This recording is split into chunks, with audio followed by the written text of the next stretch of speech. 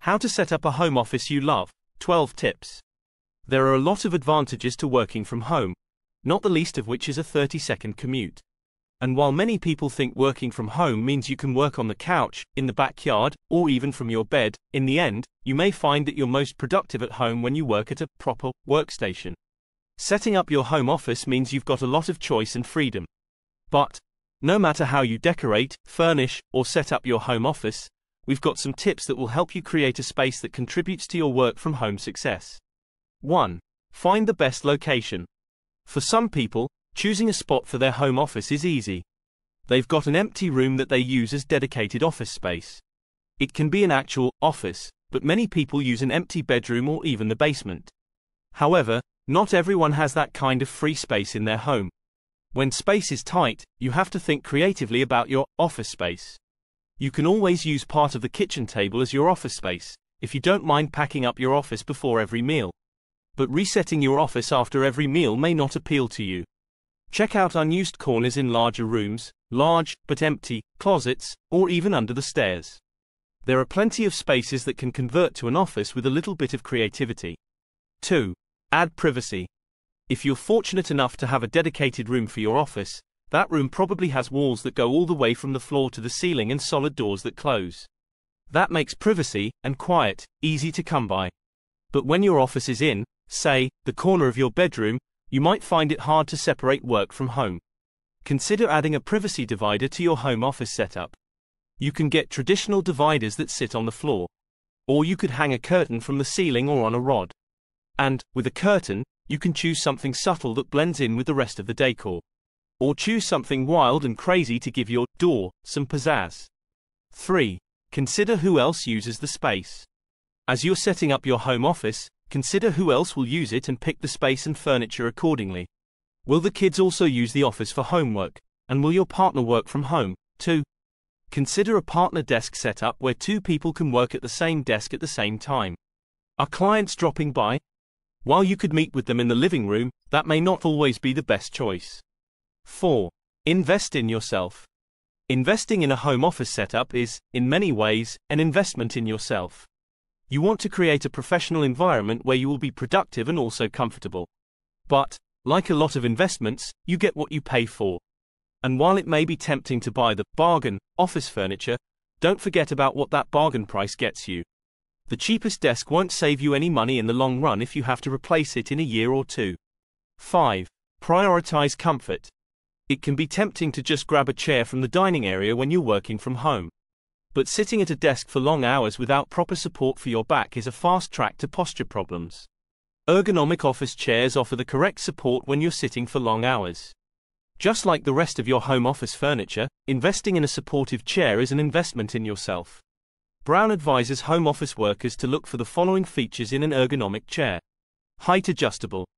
360-degree swivel base. Adjustable backrest and armrest. Adjustable seat depth. Built-in lumbar support. 6. Support your neck and eyes. Don't forget to help out your neck and eyes, too. Make sure you've got your monitor in the perfect spot. That spot is different for every person, so you'll have to experiment with placement. Follow some of these tips to help you get it right. Your spine should always stay in a neutral position. The top of the screen should be at or slightly below eye level. Place the monitor at least 20 inches from your eyes, farther away if you've got a large monitor.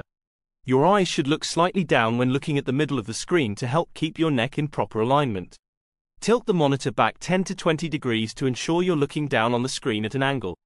If you wear bifocals, tip the screen back to between 30 and 45 degrees to ensure you're not tilting your head back to focus. Most monitors are adjustable.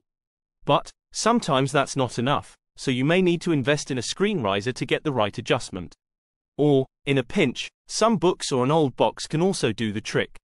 7. Get the right desk. Working at home means spending a lot of time at your desk. So, you want to invest in a desk that fits your budget, your workflow, and your space.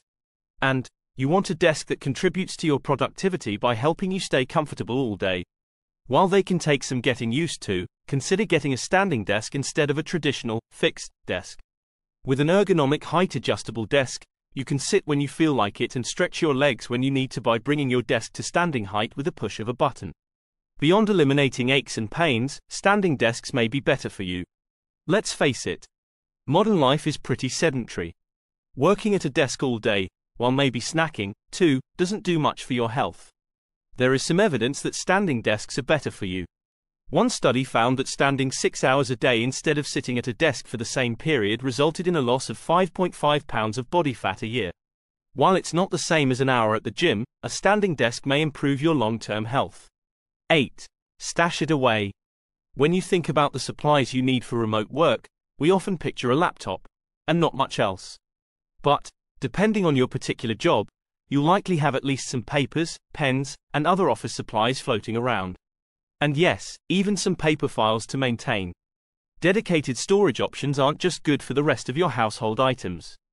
They can also be used in your home office to house files, papers, stationery, and more. It doesn't have to be large filing cabinets or huge desks and drawers. A simple cubby system with small bins could work. So could plastic storage tubs if you need to pack up your office at the end of the day. Even if you just clear a small area in an existing shelving unit and dedicate it to work items, you'll immediately feel more organized. 9. Protect sensitive or important documents. Shelves and cubbies aren't the right solutions for all of your storage needs, though. Sometimes there are sensitive documents that you can't leave lying around the office, especially if it's in a shared space. Invest in lockable file and storage cabinets, when there are things you just don't want to risk losing. Fortunately, locking cabinets doesn't mean ugly neutral-colored metal. There are plenty of secure, locking cabinets and drawers that look beautiful and stylish. 10. Think up and down. Yes. There are some downsides to a home office. One of the problems is that home offices tend to be tiny, even when your office is a dedicated room. When you're setting up your home office, don't just think side to side. Think vertically, too, to maximize your storage options. A hutch, tall bookcases, or even floating shelves can give you more storage without taking up precious floor space. 11. Tame the wires. Sure, Wi-Fi is everywhere, but that doesn't mean you won't have a lot of cords in your office. Even your mobile devices have to plug in to recharge sometimes. Your home office is the one place you can count on cords, and more cords. Invest in some kind of cord management system. This can be as simple as a twist tie, or something a little more elegant, but make sure that whatever you get, you use it. Also, when your office is in a dedicated but public spot, think about where the outlets are when you're setting up shop. You may not have a lot of options and find you have to run power strips and extension cords across the floor. When that's the case, make sure you find a way to do it safely, like with cord covers. Also, while you're setting up the cords, think about the Wi-Fi, too. There may be days you want to work from home but not in the office. If you think you'll work on the couch or even outside some days, test your router to make sure the connection doesn't just reach, but it's also strong. You may need to invest in a Wi-Fi extender or even Wi-Fi mesh system to make sure you can work on the patio and stay connected. 12. Light it up. Lighting is often overlooked when setting up a home office. Most work is done on computers, and since monitors, and even keyboards, light up, what's the big deal? Plenty.